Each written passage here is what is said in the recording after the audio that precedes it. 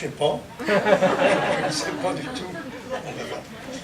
Ce serait du vice, parce que moi, je cherche une question que je... Non, mais je sais pas, un autre... Ah bah, tiens, il aurait pu quand même, ce journaliste ou cette journaliste, me parler de ci ou de ça dans le disque. Non, mais tout d'abord, alors, si on doit parler de questions qu'on ne m'a pas posées, pendant toute ma jeunesse, pendant tout le temps que j'ai commencé à écrire, pendant toute l'évolution que j'ai eue dans l'écriture, il n'y en a pas un qui m'a parlé de mon écriture. On a parlé de ma voix, on a parlé de ma taille, de mon manque de beauté, quoi d'autre encore, de tout ce qui pouvait me choquer, mais personne n'a parlé de mon travail d'écriture. Et là, donc c'est le regret que vous avez. Vachement vexé. Hein. Ben voilà. Je vous remercie beaucoup. Quand même, j'écris quand même mieux que beaucoup. Merci. On a des noms, on les garde pour nous.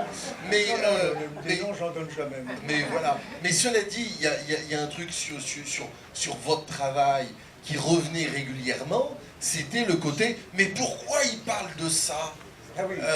Après l'amour, pourquoi il parle des couples qui s'engueulent, pourquoi il parle des hommes qui boivent, pourquoi il parle de ça? Oui, bah alors ça, j'ai ça à la maison.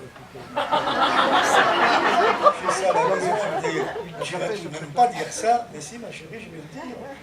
Et pourquoi? C'est au dictionnaire. J'ai ça tous les jours. Lorsque j'ai écrit dans Je bois qu'un jour j'aurai des histoires de prostate, hein, je l'ai dit parce que tous les hommes se demandent s'ils ne vont pas l'avoir. Elle m'a dit, mais tu ne vas pas dire ça, c'est vulgaire. J'ai dit, ça n'est pas vulgaire, c'est commun. C'est commun à nous tous. Et bien encore aujourd'hui, elle m'en dit.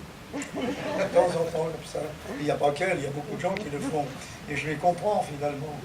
Parce que quand quelqu'un est aussi curieux que moi, on devient plus curieux que lui en le lui demandant. Une autre question peut-être. Voici un soupule rouge. Bonjour Charles. Bonjour. Je vais vous poser une question qu'on pourrait poser à l'ensemble de la profession.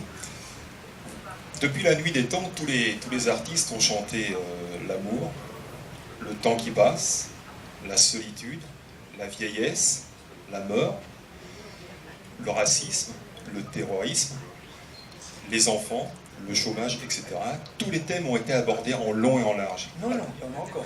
Alors justement, comment faire aujourd'hui et où, puisque vous disiez tout à l'heure très justement, puis je vous ai d'ailleurs regardé chez Michel Drucker la semaine dernière, à Vivement Dimanche, vous le disiez encore, vous aviez, comme vous l'avez encore redit tout à l'heure, vous avez encore des chansons dans les tiroirs.